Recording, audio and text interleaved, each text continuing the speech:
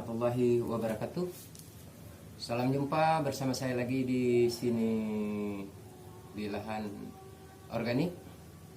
Semoga kita semua selalu dalam rahmat Allah yang Maha Esa serta dalam lindungannya.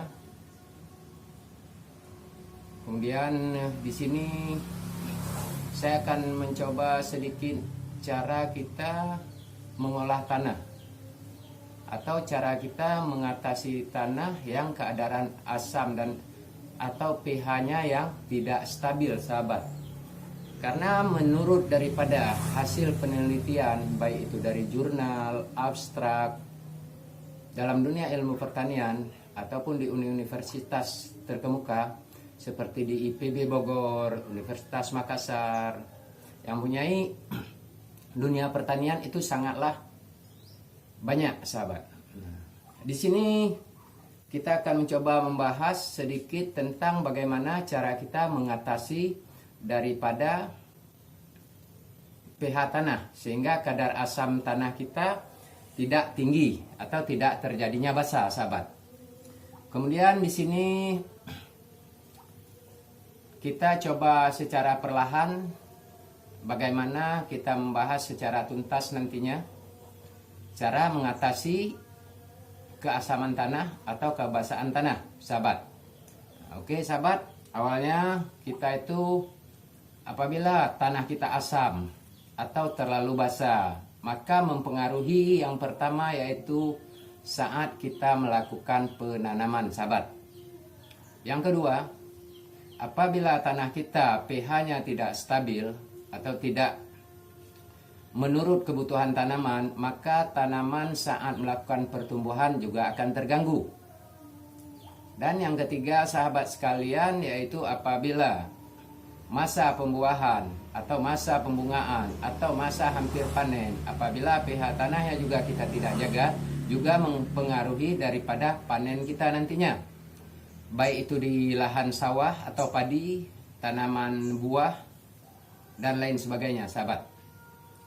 Pertama, cara kita melakukan penetralan tanah itu kita bisa menggunakan yaitu kapur, sahabat. Baik itu kapur, kebetulan di sini saya tidak mempunyai contoh. Mungkin saat ini kita menulis dengan spidol. Dulu kalau saya sekolah mungkin masih menggunakan yaitu papan tulis, blackboard. Oke. Itu kita bisa menggunakan dengan awalnya yaitu menggunakan kapur. Dengan kapur. Biasanya kapur ini ada yang berbentuk kapur langsung, bisa juga kita menggunakan kapur papan tulis atau kapur blackboard, dan juga bisa kita menggunakan seperti dengan kapur tulis. Kapur yang kita menulis saat itu masih masanya saya sekolah dulu di SD itu menggunakan blackboard atau papan tulis dengan label hitam. Oke, kemudian cara kita menghilangkan pH tanah, kita juga bisa menggunakan arang atau abu kayu-kayuan, sahabat. Atau juga kita bisa menggunakan yang jenis abu bekas masak. Karena ada kita masak di dapur, ibu-ibu kita bukannya dengan gas, tapi dengan kayu. Abu tersebut kita bisa manfaatkan sebagai penetral daripada pH tanah. Kedua yaitu kayu bakar atau arang. Kayu bekas bakar atau arang. Kemudian yang ketiga, sahabat, kita bisa melakukan dengan menggunakan yaitu pupuk-pupuk organik. Baik itu kompos atau kandang. Seperti ini contoh yaitu pupuk organik petroganik. Ya, Mbak. Ini kita bisa juga yang memang diproduksi apabila kita memang tidak sulit untuk mendapatkan pupuk kandang atau pupuk kompos. Karena kenapa? Karena kadang kita hidup di kota besar sehingga pupuk-pupuk kandang atau kandang sapi, kandang ayam atau kandang lembu itu sulit untuk kita dapatkan, sahabat. Maka kita bisa menggunakan daripada pupuk organik yang dibuat oleh pabrik. Dan masih banyak jenis lainnya pupuk organik, sahabat. Kemudian kita bisa menggunakan bahan organik yang mudah kita dapat, seperti juga dengan menggunakan garam, sahabat. Menggunakan garam dapur juga bisa membantukan menetralisir daripada pH tanah, sehingga pH tanah kita tetap baik. Di sini sedikit, sahabat, ada yang saya lupa. Apabila kita menggunakan kayu bakar atau kayu bekas bakaran atau juga arang, kita jangan bersamaan dengan menggunakan yaitu pupuk urea. Karena apabila kayu bakar atau kayu arang ditambah dengan urea,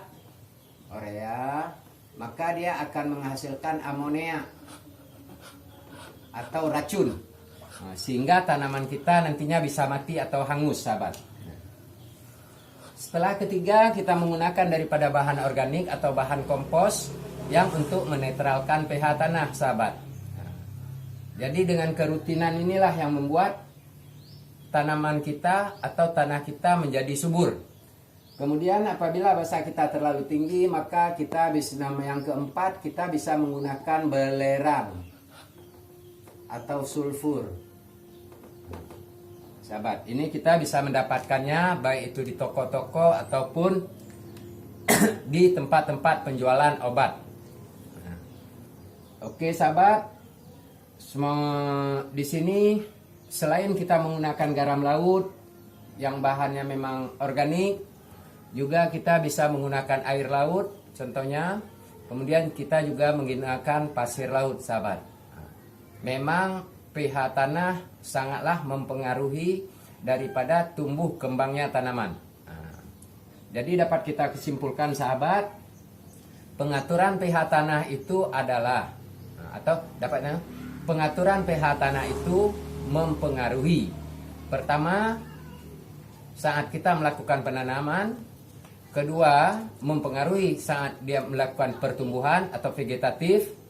Yang ketiga, saat melakukan pemanenan, sehingga panen yang kita harapkan maksimal menjadi tidak maksimal. Oke, sahabat semua, semoga ini bisa bermanfaat. Salam sukses, salam beraktivitas, dan salam inovasi. Semoga kita terus berjaya berkembang dalam dunia ilmu pertanian. Jika ada yang salah, yang silaf, dan kurang dimengerti, mohon tulislah saran atau masukan-masukan yang sifatnya membangun untuk dunia pertanian, sehingga saya bisa lebih belajar untuk mengkoreksi diri di mana adanya kesalahan dan kesilapan.